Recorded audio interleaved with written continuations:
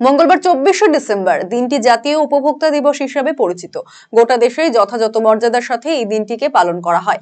একই ছবি উত্তর দিনাজপুর জেলাতেও রাজ্য সরকারের উপভোক্তা বিষয়ক ও ন্যায্য বাণিজ্য অনুশীলন দপ্তরের পরিচালনায় রায়গঞ্জের সুদর্শনপুর দ্বারিকা প্রসাদ উচ্চ বিদ্যালয়ে একটি সচেতনতামূলক অনুষ্ঠানের আয়োজন করা হয়। বিদ্যালয়ে ছাত্রছাত্রীদের জাতীয় উপভোক্তা দিবসের গুরুত্ব ও তাৎপর্য নিয়ে অবগত করতে এই আয়োজন। অনুষ্ঠানে উপস্থিত ছিলেন জেলা উপভোক্তা বিষয়ক আদালতের সভাপতি দেবাশিস হালদার, চেম্বার অফ কমার্সের সাধারণ সম্পাদক শঙ্কর কুণ্ডু সহ বিশিষ্ট মানুষজন। জেলা উপভোক্তা বিষয়ক আদালতের সভাপতি দেবাশিস হালদার বলেন, 1986 সালের 24শে ডিসেম্বর তৎকালীন রাষ্ট্রপতি এই আইনের অনুমোদন দিয়েছিলেন। তাই 24শে ডিসেম্বর তারিখটি প্রতি বছর গোটা দেশে জাতীয় উপভোক্তা দিবস হিসেবে পালিত হয়। রাজ্যের প্রত্যেকটি জেলাতেও একইভাবে তা পালিত হচ্ছে। মূলত আমরা সবাই যারা কিছু না কিছু কিনে থাকি তারা সকলেই উপভোক্তা। ক্রেতা হিসেবে আমাদের যে অধিকার আছে সে বিষয়ে জানা এবং অধিকার যাতে কোনোভাবে বিঘ্নিত না হয় তার জন্য মানুষকে সচেতন করতেই এই ধরনের সচেতনতামূলক অনুষ্ঠানের আয়োজন করা হয়েছে।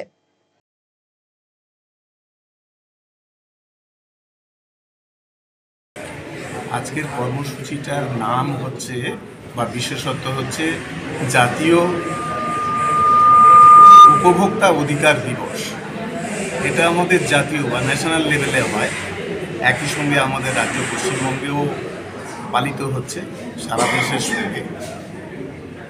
এই 24শে ডিসেম্বর 1986 তারিখে আমাদের ভারতের মহামহিম রাষ্ট্রপতি এই আইনটার অনুমোদন দিয়েছিলেন, যে জন্য সারা দেশ জুড়ে আমাদের এই 24শে ডিসেম্বর তারিখে প্রতি বছর এই উপভোক্তা অধিকার দিবস পালন করা হয় মর্যাদার সঙ্গে।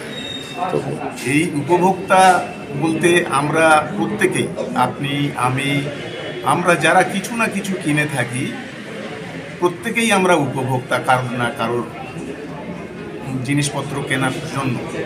তো তা এই ক্রেতা হিসেবে আমাদের যে কিছু অধিকার আছে সেই অধিকারটা স্থাপন, কি অধিকার আমাদের আছে সেটা জানা এবং সেটা বোঝা, এবং সেটার সঙ্গে সঙ্গে যাতে সেই অধিকারটা আমার বিঘ্নিত না হয়, আমি সেই অধিকারটা আমি যাতে আমার প্রাপ্যটা আমি পেতে পারি, সেই সম্বন্ধে আমাদেরকে সজাগ করে দেওয়ার উদ্দেশ্যে এই অনুষ্ঠানটা আমরা প্রতি বছর পালন